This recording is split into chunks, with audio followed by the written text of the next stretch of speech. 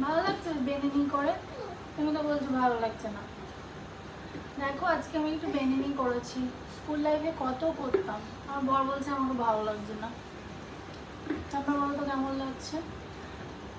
যাই হোক, আজকে দেখো ঘরে ফিশ ফ্রাই বানালাম।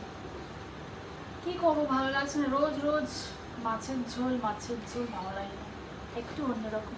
কালারটা দেখো কি দারুণ এসছে। তার সাথে কি এটা সস, কাসুন্দি। কাসুন্দির সাথে ফিশ ফ্রাই খাবো।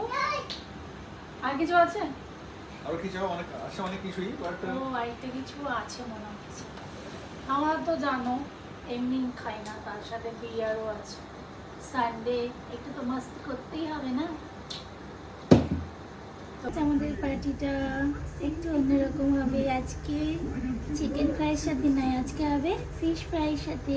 দেখো এটা হোমমেড ফিশ ফ্রাই, তার সাথে বিয়ার, তার সাথে ডিম।